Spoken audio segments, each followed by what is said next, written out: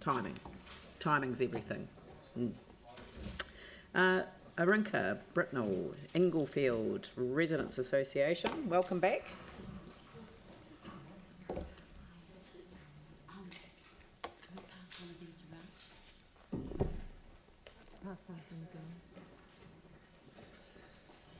Might have to share. Yeah. There's only about 14 of them. Do you want us to read?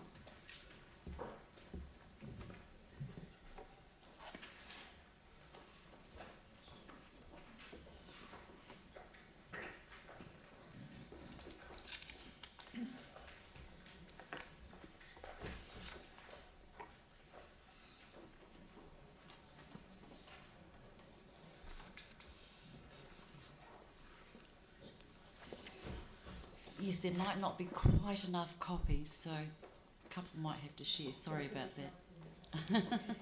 That's right. I'm happy to take a photo of mine and pass it on. Thank you very much. I think we've got 14 copies. Yes, it is, yeah. What about, do you want to pass that around? Yes, the other thing that we'd like to pass around while we're... Do you want another one? Is this book. It's and this marked 2 green markers, which are the main sort of, pages to sort of just look at, but you can... It's just this is the book from the Englefield Residents Association of Heritage that we've gathered over the years, so just to appreciate the work that's been done. Don't expect you to look at every page, but just have a quick glance.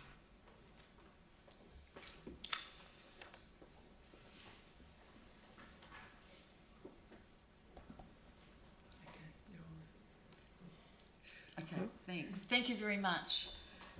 We're really happy to be here again to liaise with you, the community, to the council. Today we're mainly going to focus on the heritage aspect of our submission because we think that's the most important part. We're from the Englefield Residents Association, whose primary passion is the retention of heritage. Due to a lot of effort from people like historian Francis Ryman and many others, as part of our area was registered with the New Zealand Historic Places Trust in 2001, and the Englefield Historic Area, which was recognised for its architectural, historical and social value. The area incorporates the 2 Britnell brothers farms and a favourite Maori fishing spot. We have acknowledgement plaques and markers in our neighbourhood recognising both the Maori and European past connections. Englefield is also recognised by New Zealand Post. We are bordered by Avonside Drive, Linwood Ave, England Street, Armagh Street, Fitzgerald Avenue. One of our borders, Avonside Drive, runs along the river opposite the Red Zone on the other side by River Road, and we support the idea of a heritage trail through the Red Zone, acknowledging all those gardens there from the city to the sea, also to incorporate the Englefield area. People have an interest and a fascination for heritage. Most of us seem to want to know where we come from. There is a sense of security and belonging when we know our roots. By saving our heritage, we have something solid for the generations to come to learn from. Why do so many of us want to go and look at old Europe? It makes us feel good to have that knowledge and connection to the past, increasing our well-being and happiness factor. There is also economic value in saving our heritage. Many walking groups come through our area. Both locals and tourists alike are interested in experiencing our heritage and character areas, and Judy will just affirm. I've had many family and friends who have visited the area and stayed in our house there and who have been fascinated by the amount of history there is in that part of Christchurch and being able to walk into the city and out and around that area. I've really enjoyed that. And she's made little sort of booklet, just leaflet, yes. Yeah. Just explaining the history.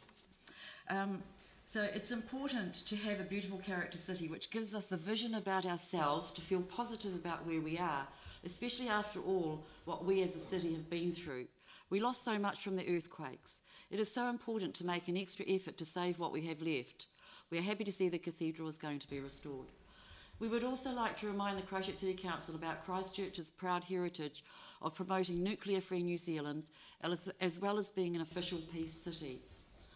The CCC has cultivated sister cities. This all adds to the positive vision we as a city should have about ourselves. We've been through a lot and need these feel-good factors promoted. What we would like to see the Christchurch City Council do is to put more funding into encouraging people to save our heritage. A lot of heritage buildings are privately owned and people are struggling. It would be good for the Christchurch City Council Heritage Department to be more proactive to engage with owners who may be having difficulties with restorations. For example, Englefield House on Fitzgerald Avenue. This could be made into a heritage community centre, a bit like Avebury House. We would also like to see the garden and streetscapes retained.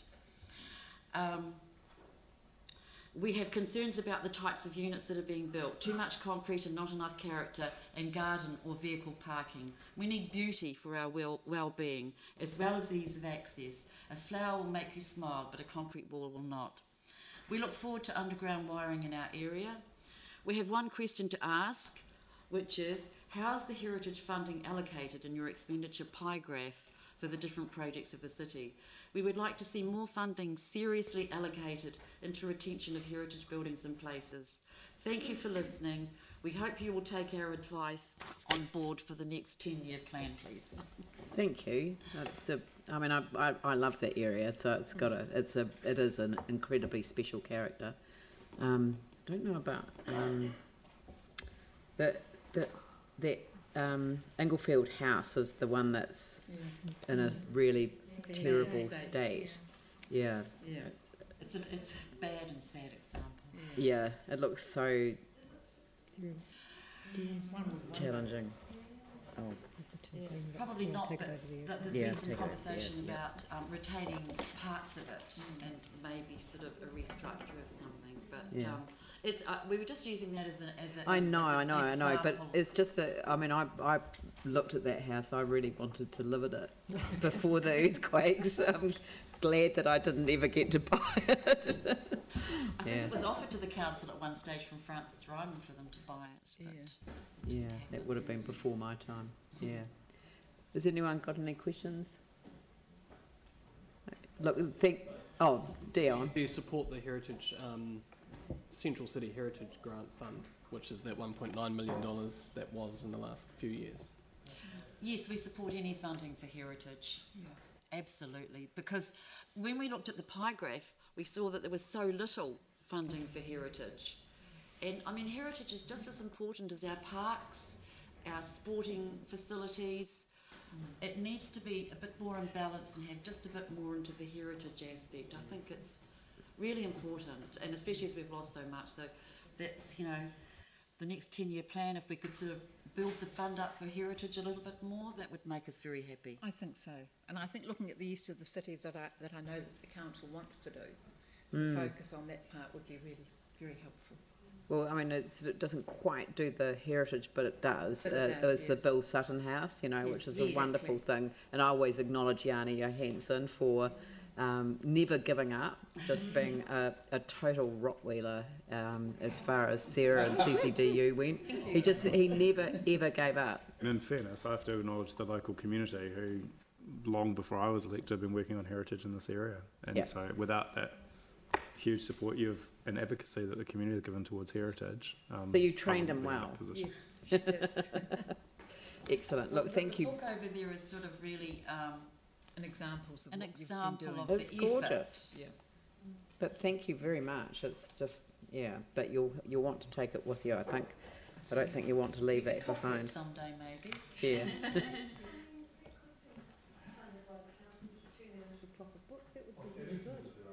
Did they? Strengthening communities, grant fund, Yeah. some money. Well, maybe it's the potential for the what is the Pledge Me campaign to get it published. Our community board has funded 2 heritage books so far. Right. The Swim Club and the Street of Sticks. Oh, Oh, and the community board history, we funded our own one. So, yeah.